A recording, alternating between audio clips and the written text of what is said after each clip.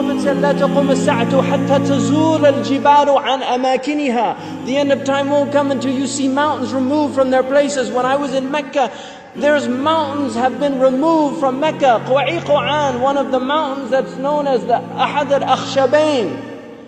When the angels came to the Prophet ﷺ and they asked him if he wanted to see the mountains that they would يطبقهما على Quraysh.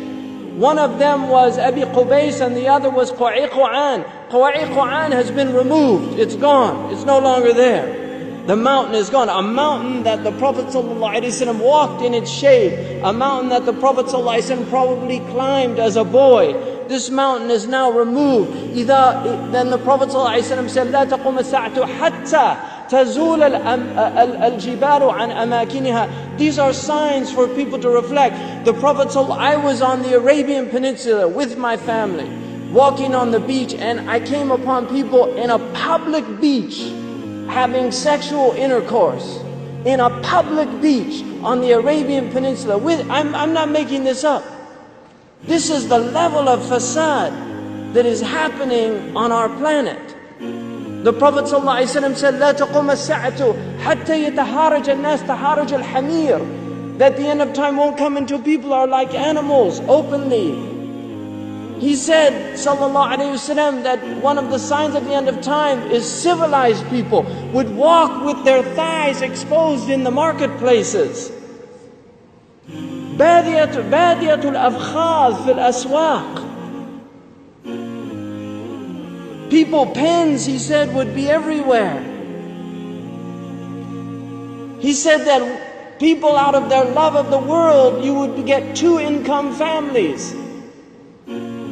That people would be two-income families. That he said a woman will out حرصا على الدنيا تعين زوجها على التجارة.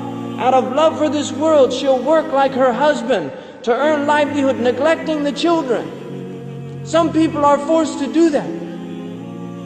And there's no blame on that. But there's people that just out of love of dunya, they will abandon their children and go out. These are the things that are happening around us. He told us that towards the end of time, you will see the people of the ala, ri'asha yatatawaluna fil bunyan. He said there will be poor people who were the desert people, and they were poor and they were taking care of goats and animals, and then they'll begin to build huge buildings. These are signs before your very eyes. We're seeing signs of our Prophet ﷺ. He told us that you will see the buildings of Mecca reach the mountaintops. The buildings of Mecca will reach the mountaintops. And this is happening in our lifetime. When I first went to Mecca, there were no buildings even close to the tops of the mountains of Mecca. And now it's filled with buildings that are beginning to reach the mountaintops. I was on one of the tallest mountains in Mecca, and you can see the clock tower now surpasses the mountains. The Prophet ﷺ said in a hadith, he said, إِذَا رَأَيْتُمْ مَكَّةَ بُعِجَتْ كَظَائِمًا. If you see Mecca, if you see its mountains with holes pierced through them, this is what it means. بُعِجَتْ كَظَائِمًا وَيَتَسَاوَى بُنْيَانُهَا رُؤُوسَ جِبَالِهَا. And you see the buildings reach or in a riwayah ta'lu, they will actually surpass the mountaintops.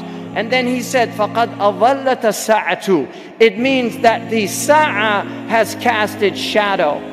Imam As-Suyuti says in this, هي عبارة عن دنو الساعة. It means that the hour is near, it's coming close. But if you took that literally, and in hadith tradition, in the usuli tradition, asl al-kalam al-haqiqa, that if the Prophet says something, you should always interpret it literally, unless there's a reason to go to a metaphorical interpretation.